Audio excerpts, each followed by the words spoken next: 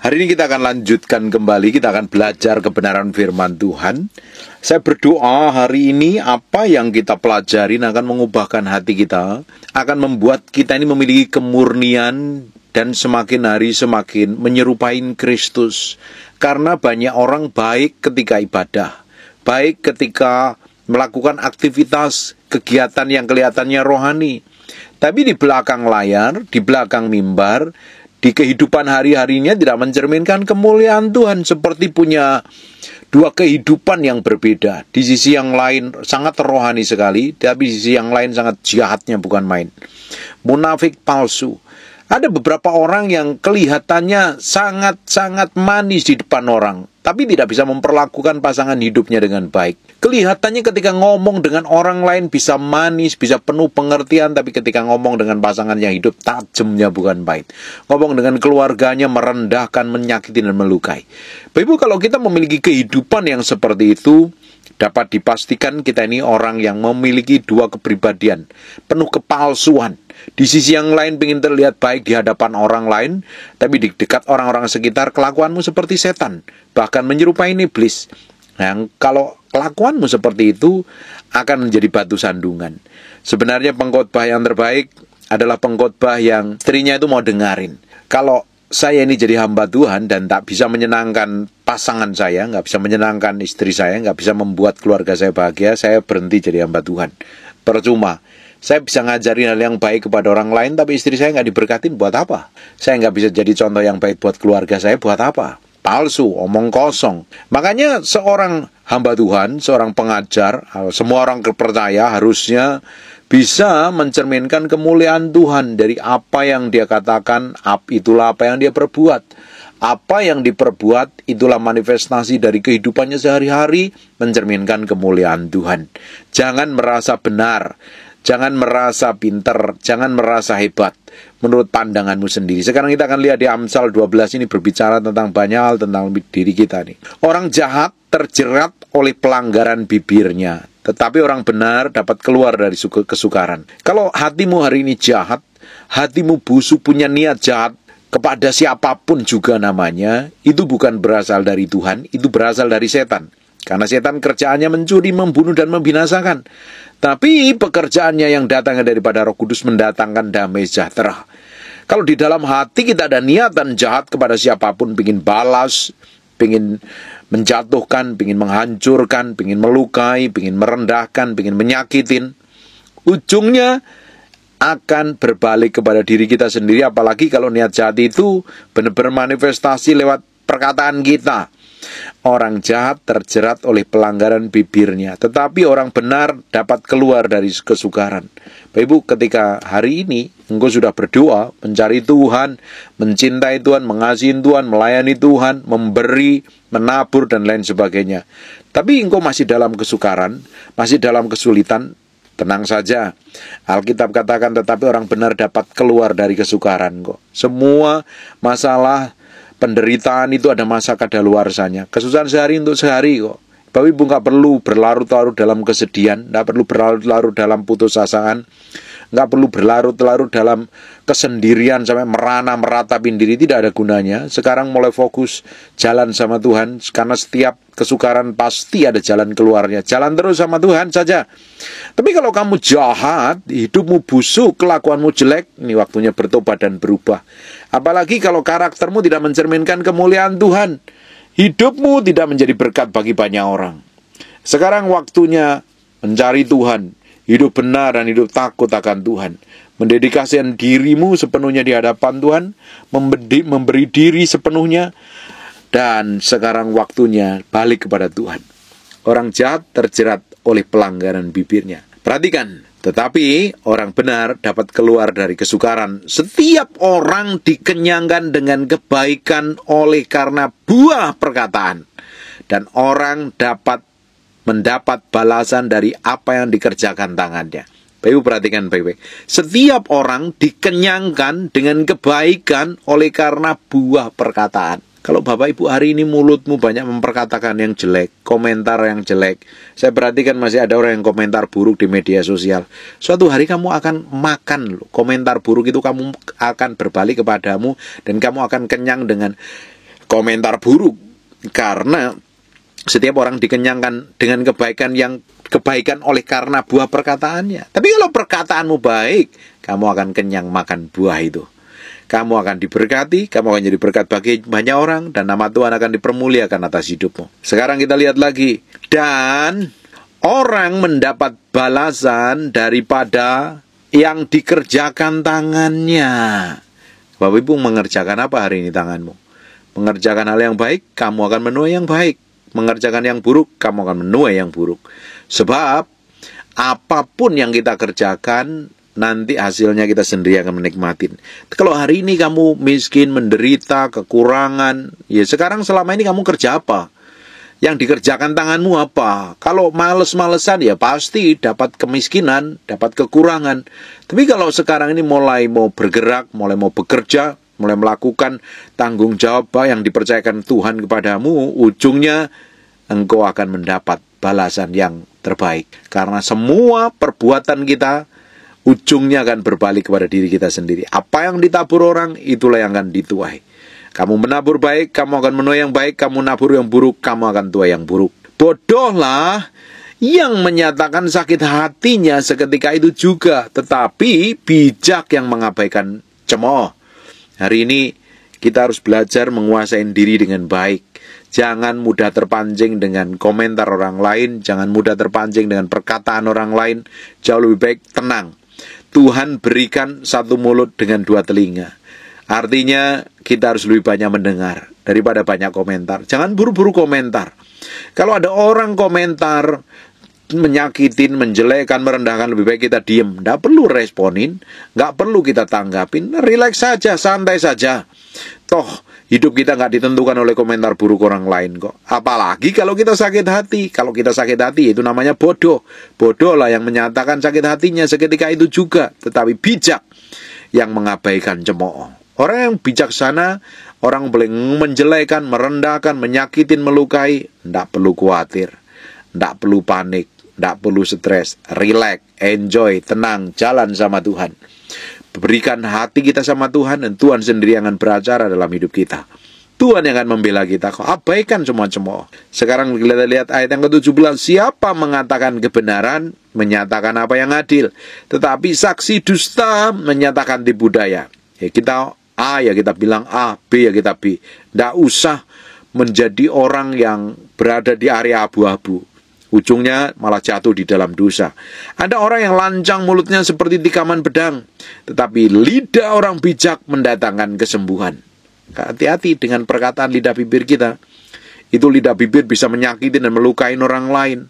Apalagi dengan pasangan hidup kita harus lebih banyak puji. Kita harus lebih banyak terima kekurangan dan kelemahannya dia. Kita harus banyak bangkitkan semangatnya. Bukan malah dengan pasangan hidup ngomongnya nyakitin, ngomongnya tajam, ngomongnya seperti tikaman pedang, itu banyak melukai itu. Banyak istri kepahitan dengan perkataan suaminya. Banyak suami kepahitan dengan perkataan istrinya. Hati-hati dijaga dengan baik. Hubungan dengan orang-orang di sekitar kita ini harus semakin hari semakin baik. Jangan menjadi orang yang tidak bisa mengendalikan diri. Tidak ada pengendalian diri sama sekali. Kita harus semakin hari semakin didapati menjadi orang yang sungguh-sungguh hidup benar di hadapan Tuhan. Semakin hari kita harus semakin didapati menjadi orang yang bisa dipercaya Tuhan. Melakukan segala sesuatu yang baik untuk kemuliaan nama Tuhan. Jangan ngomong sembarangan. Sekalipun kita beda pendapat, sekalipun kita bersilang pendapat, sekalipun kita bertentangan, mungkin berselisih paham, tidak perlu kita ngomong yang tajam. Sebab mulut lancang seperti tikaman pedang, tetapi lidah orang bijak mendatangkan kesembuhan. Justru perkataan lidah bibir kita harus mendatangkan kesembuhan, jadi berkat bagi banyak orang. Mempermuliakan nama Tuhan, menjadi penyambung lidah bibirnya Tuhan. Powerful, punya kuasa dan otoritas. Bibir yang mengatakan kebenaran tetap untuk selama-lamanya. Kalau engkau ingin jadi berkat untuk selama-lamanya, ngomong yang baik mulai hari ini. Jangan ngomong yang jahat kepada siapapun juga. Perkatakan firman Tuhan. Maka kebenaranmu tetap untuk selama-lamanya. Tetapi lidah dusta hanya untuk sekejap mata. Lidah dustanya sekejap saja. Tipu daya ada dalam hati orang yang merencanakan kejahatan, Tetapi orang yang menasihatkan kesejahteraan mendapatkan sukacita. Tipu daya ada dalam hati orang yang merancangkan kejahatan. Kalau hatimu sekarang ini pengen balas, pengen pelukai, pengen menyakitin, pengen menjatuhkan, pengen melakukan apapun juga lah namanya, hari ini meski bertobat dan berubah, tidak ada gunanya sama sekali. Kita melakukan kejahatan kepada orang itu tidak ada gunanya sama sekali. Jauh lebih baik hari ini biarkan sajalah orang bisa berbuat jahat apapun. Memang tidak gampang, tidak mudah. Memang kalau ada orang-orang, saya baca di komentarnya ada orang yang pernah ditipu sampai kepahitan. Kamu kepahitan ya tidak ada gunanya. Kalau kamu ditipu ya tuntut ke pengadilan kalau perlu, cari solusi yang terbaik bagaimana caranya. Kalau hanya sekedar kepahitan nggak ada gunanya. Minta hikmah dan pengertian kalau masalah keuangan, masalah bisnis, partner bisnis ditipu, itu kita harus minta hikmat yang datangnya daripada Tuhan. Daripada kita simpan sendiri sampai sakit kepahitan. Kalau kita bisa libatkan pihak hukum untuk bekerja, ya libatkan. Kalau bisa diselesaikan dengan keluargaan, itu jauh lebih baik. Daripada kita simpan sakit hati, disimpan hal-hal yang buruk, buat apa? Tidak ada gunanya. Hari ini meski belajar loh, memiliki sikap hati yang benar. Tetapi orang yang menasihatkan kesejahteraan mendapat sukacita. Kalau engkau ingin mendapat sukacita, hidupmu enjoy, hidupmu nikmatin kasih setia Tuhan, pakai melidah bibirmu untuk memberikan nasihat yang menyejahterakan, bukan yang mengadu domba. Di ayat 21, orang benar tidak akan ditimpa oleh bencana apapun, tetapi orang fasik akan senantiasa celaka. Orang benar tidak akan ditimpa oleh bencana apapun. Orang benar itu orang yang hidup di dalam kebenaran. Orang yang percaya Yesus dilindungi, diproteksi oleh darah anak domba Allah. Kalau hidup kita di dalam Kristus, kita itu diproteksi. Kutuk tidak bisa mempan, mantra tenung sihir tidak akan mampu masuk dalam diri kita. Tapi kalau kita ini nggak hidup di dalam kebenaran, hidup di dalam dosa, apa yang terjadi? Ujungnya kita sendiri akan jadi babak belur, jadi bulan-bulanannya iblis. Sebab dosa itu sebenarnya memutuskan hubungan kita dengan Tuhan. Kalau hubungan kita dengan Tuhan putus, artinya kita di luar proteksi dan kontrol kendali Tuhan, di luar perlindungannya Tuhan.